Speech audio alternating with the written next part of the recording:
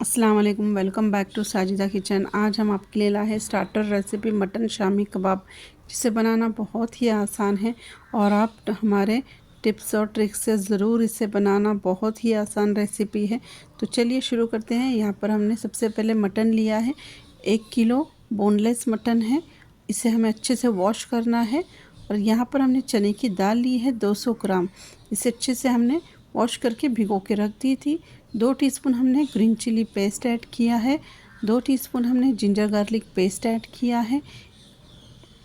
1 teaspoon हमने गरम मसाला add किया है। अगर आपके पास पिसा हुआ नहीं है तो आप खड़ा भी डाल सकते हैं।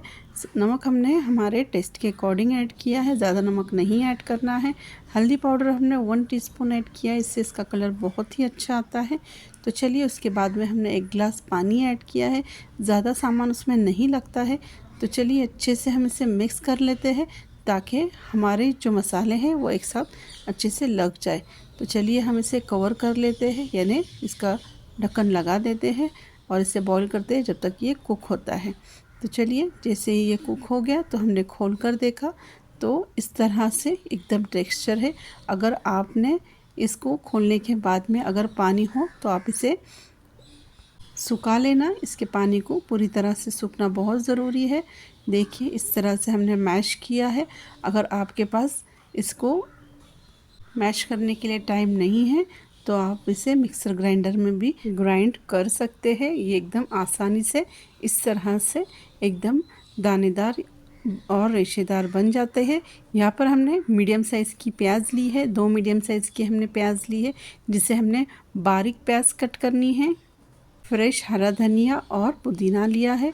2 अंडे लिए हैं हमने बाइंडिंग के लिए, इससे ये बाइंड होता है और जब भी हम इसे तलते हैं तो हमने इसमें बाद में अंडा लगाने की ज़रूरत नहीं पड़ती है और अच्छे से फ्राई हो जाते हैं। तो चलिए अच्छे से हम इसे मिक्स कर लेते हैं। इस पॉइंट पर अगर आपको लगा कि थोड़ा सा तेज़ कम है या गरम मसाला कम है तो आप उसमें पेस्ट ऐड कर सकते हैं, या फिर नमक है कम तो आप उसमें डाल सकते हैं।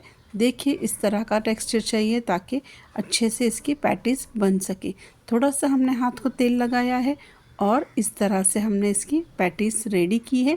देखिए ये बहुत ही आसानी से पैटीज़ बन रहे हैं। इसका मतलब इसका जो टेक्सचर है एकदम परफेक्ट है, ये सॉफ्ट है। इस तरह से हमने रेडी किया है।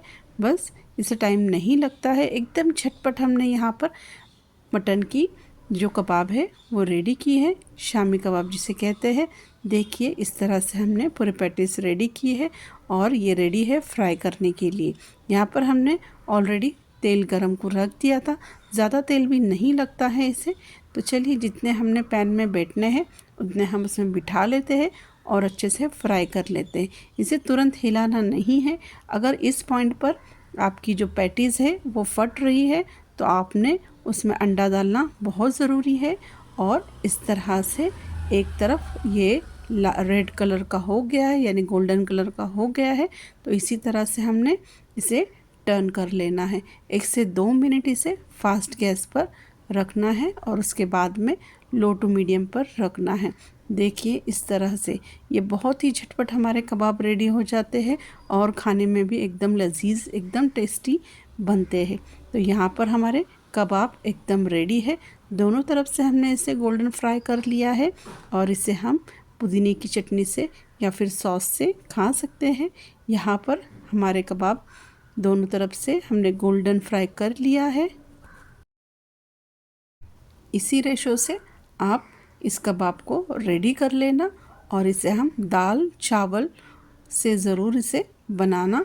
और ये पैटीज़ बर्गर में भी काम आते हैं।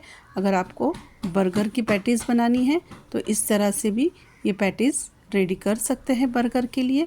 ये बहुत ही आसानी से रेडी हो जाता है। या फिर आपको कबाब पाव खाना है तो कबाब पाव के लिए भी ये पैटीज़ इस तरह से आप फ्रोज़ कर कर रख सकते हैं और जब आपको जब लगता है तब आप रेडी कर कर इसे फ्राई कर लेना। यहाँ पर हमारे कबाब रेडी है। तो चलिए रेडी टू सर्व और हम इसे निकाल लेते हैं। और इसी तरह से हमने हमारे बाकी की पैटीज़ भी रेडी करनी है। एकदम गर्मा गर्म हमारी यहाँ पर मटन शामी कबाब रेडी है और इस स्टार्टर को आप ज़रूर बनाना और हमें कमेंट कर कर ज़रूर बताना। Thank you. अल्लाह हाफिज़।